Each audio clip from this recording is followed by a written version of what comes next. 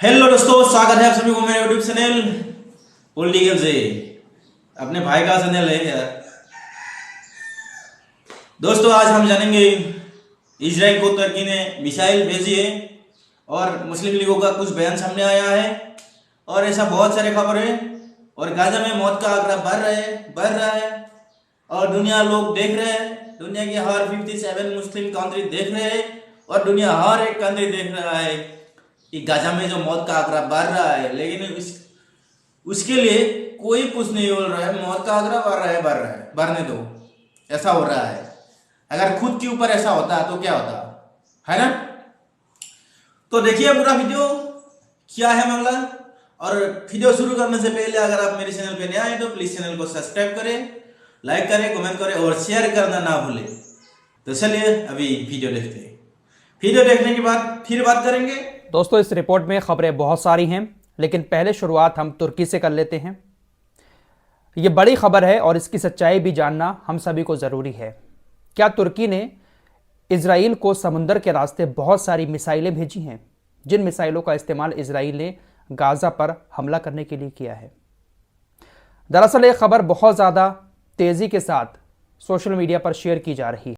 दोस्तों, मैंने भी देखा है सोशल मीडिया में, ये जो लोहे का टुकड़ा मेड बाय टर्की लिखा हुआ है बहुत ज्यादा वायरल हो रहा है और ये जानना जरूरी है। आप भी जाने, हम भी जाने, जानना बहुत जरूरी है। लोहे का एक टुकड़ा मिसाइल का बताकर शेयर किया जा रहा है और कहा जा रहा है कि यह टुकड़ा गाजा के अंदर मिला है। इस टुकड़े पर लिखा हुआ है मेड बाय तुर्की। तुर्की में बनी हुई मिसाइल का यह एक टुकड़ा है जो गाजा के अंदर लोगों को मिला है और ये वो मिसाइल है जिसका इस्तेमाल इजराइल ने गाजा पर हमले करने के लिए किया था। लोग कह रहे हैं कि तुर्की समुंदर के रास्ते खाने के अलावा, सामान के अलावा हथियार भी इजराइल को दे रहा है और उन हथियारों का इस्तेमाल इजराइल गाजा पर हमले करने के लिए कर रहा है। ये तस्वीर सामने आई, काफ़ी चर्चा हो रही है सोशल मीडिया पर इस बात की। बहुत सारे लोग फैक्ट चेक भी कर रहे हैं। मैंने भी इस तस्वीर को गूगल रिवर्स में चेक किया तो हाल ही की तस्वीर है, लेकिन ये तस्वीर कहाँ की है, लोकेशन कहाँ की है, इस तरह की चीज़ें सामने नहीं आ रही हैं। लेकिन बहुत तेज़ी के साथ मिडिल ईस्ट के लोग, यूरोप के लोग भी यहाँ तक कि इस फोटो को शेयर करते हुए यही लिख रहे हैं कि तुर्की इजराइल को मिसाइल दे रहा है। तुर्की के अंदर भी हथियार बहुत ज़्यादा बनते हैं, ड्रोन्स भी बनते हैं तुर्की के अंदर। तो हो सकता है कि भाई समुद्र के रास्ते जो खाना पानी आ रहा है उसी बीच में इजराइल को तुर्की हथियार भी देता हो, क्योंकि तुर्की नाटो का सदस्य है, याद रखना। और नाटो में अमेरिका की चलती है। जितने भी देश नाटो में शामिल हैं अमेरिका का कहना मानते हैं। तो हो सकता है कि तुर्की भी अमेरिका के कहने पर नाटो का सदस्य होने के नाते इजराइल को हथियार वगैरह देता हो। फिलहाल इस मामले को लेकर आप लोग क्या सोचते हैं, कमेंट बॉक्स में जरूर बताना। अगर ऐसा है तो इसकी हकीकत बहुत जल्द सामने आ जाएगी और भी ज्यादा फैक्ट चेक इसका किया जाएगा।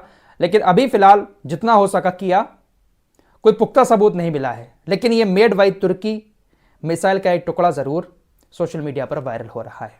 बड़ी खबर आ रही है कि अमेरिका एक तरफ ढोंग कर रहा है सीज फायर का। एंटनी ब्लिंकन कहां से कहां भागा फिर रहा है। इतनी अपने देश की ये लोग बात नहीं कर रहे हैं अमेरिका वाले, जितना इजराइल की बात कर रहे हैं। ढोंग कर रहे हैं कि सीज फायर होना चाहिए, गाजा के ऊपर हमले नहीं होने चाहिए, ये है वो है। लेकिन दूसरी तरफ जो बाइडेन के प्रशासन की तरफ से खबर आई है कि बहुत सारे बम और बहुत सारा गोला बारूद इजराइल को भेजने के लिए अमेरिका रेडी है। वॉल स्ट्रीट जर्नल की यह रिपोर्ट सामने आई है। दोस्तों, अरब लीग का नाम तो आपने सुना ही होगा। एक ओआईसी संगठन है मुसलमानों का, अरब लीग है।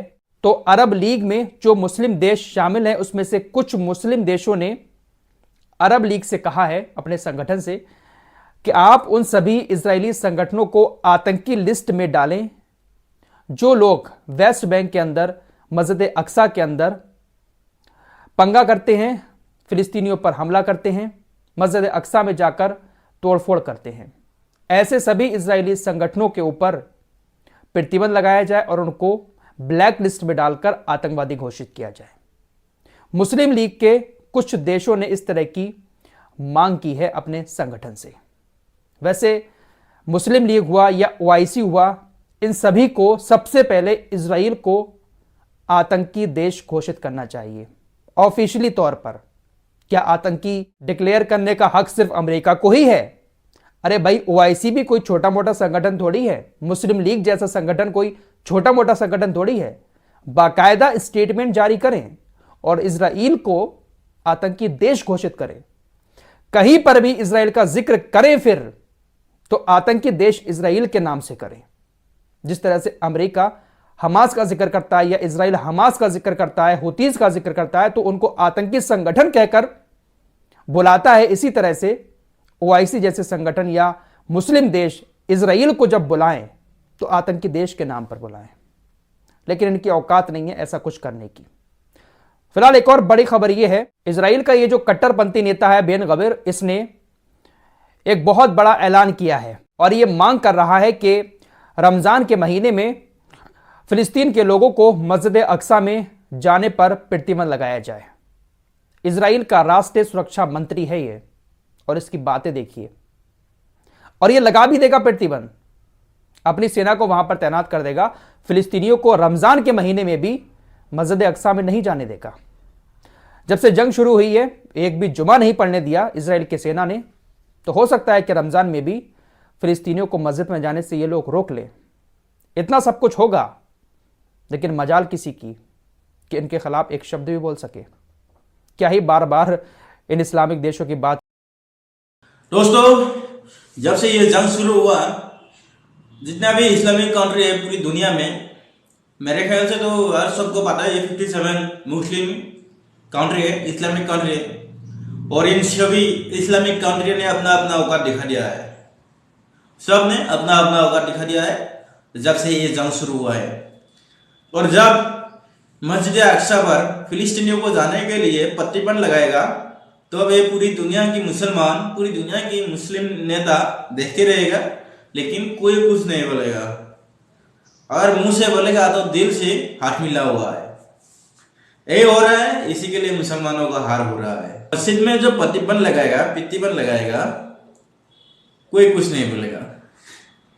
और ये जो नेता है, ये नेता तो प्रतिबंध लगा के ही रहेगा, जैसे मेरे भाई ने बोला, प्रतिबंध लगा के ही रहेगा। तो देखिए आगे। और ईरान का भी ताकत बढ़ गया है। ईरान ने अपना मिसाइल का परीक्षण कर लिया है, देखते की जाए। लेकिन जब इस तरह की चीजें सामने आती हैं, ऐसी बातें सामने आती हैं, तब दिल नहीं मानता है और फिर अरब देशों के बारे में बोलना पड़ जाता है। ईरान ने एक बार फिर से अपनी ताकत दिखाई है। ईरान जो है हथियार बहुत बड़े बड़े बना रहा है। कभी ईरान लंबी दूरी की मिसाइल दिखाता है, तो कभी एंटीशिप बैलिस्टिक मिसाइल का परीक्षण करता है। दुनिया को बड़े बड़े हथियार ईरान दिखा रहा है, यानी ईरान के पास इंजीनियर्स अच्छे हैं। बड़ी खबर यह आ रही है कि ईरान ने अपने 2 एयर डिफेंस सिस्टम बनाए हैं। जिस तरह से आयरन डोम है इजराइल के पास, उससे भी कहीं ज्यादा खतरनाक, कहीं ज्यादा कामयाब ईरान ने खुद 2 एयर डिफेंस सिस्टम तैयार किए हैं। उसका आज सफल परीक्षण भी किया गया है। तो ईरान लगातार अपनी ताकत को बढ़ा रहा है और जो कुछ भी ईरान बनाता है उसको दुनिया के सामने परीक्षण करके दिखाता भी है। दोस्तों, इजरायली सेना हमास से जंग नहीं लड़ रही है, बल्कि वाकई में युद्ध अपराध गाजा के अंदर कर रही है। इजराइल गाजा की हर उस चीज को मिटा देना चाहता है जहां से बच्चे थोड़ा बहुत इल्म हासिल करके अपने आप को कामयाब बना सकें। इजराइल की सेना ने गाजा के अंदर सैकड़ों टीचर्स को मार दिया। यूनिवर्सिटीज के 94 प्रोफेसर को इजराइल के सैनिकों ने मार डाला। इजराइल का मकसद यह है कि ऐसी बुनियादी चीजों को ही खत्म कर दिया जाए ताकि गाजा के लोग सरवाइव भी ना कर पाए। गाजा के अंदर फुटबॉल का जो मैदान था उसको पूरा जेसीबी ले जाकर खोद दिया है। सैकड़ों कोचेस को, फुटबॉल टीम के खिलाड़ियों को इजरायली सेना मार चुकी है। मतलब बुनियादी ढांचे को ही इजराइल तबाह कर रहा है। जो पार्लियामेंट बना हुआ था, जो भी चीजें थी गाजा के अंदर, सबको इजरायली सेना खत्म कर चुकी है। दोस्तों, इजराइल ने गाजा के ऊपर जो 7 अक्टूबर के बाद से हमले किए हैं, उस हमले में अभी का जो मौत का आंकड़ा है वो 28,858 है। लेकिन दोस्तों, ये आंकड़ा इतना नहीं है, मौतें कहीं इससे ज्यादा हुई हैं। शायद हो सकता है कि मौतें 50,000 तक पार हो गई हों, क्योंकि आज गाजा के सरकारी मीडिया कार्यालय की तरफ से बताया गया है कि गाजा के अंदर तकरीबन 134 दिनों में 2512 हमले हुए, खतरनाक वाले हमले, जिसको नरसंहार बताया गया है।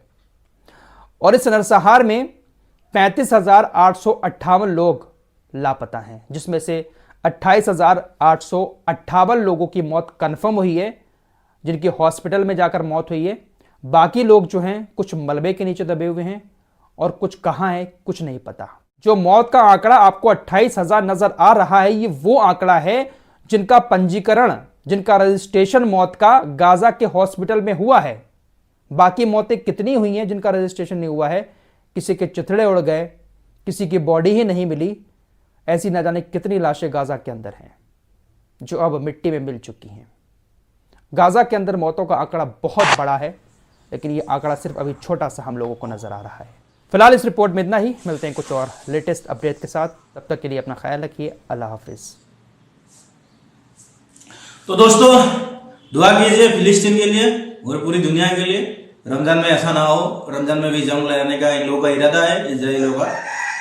और आप भी दुआ कीजिए, हम भी दुआ करते हैं रमजान में जंग ना हो, रमजान में जंग रुक जाए और सभी मुसलमानों को मेरी तरफ से रमजान की हार्दिक शुभकामनाएं। रमजान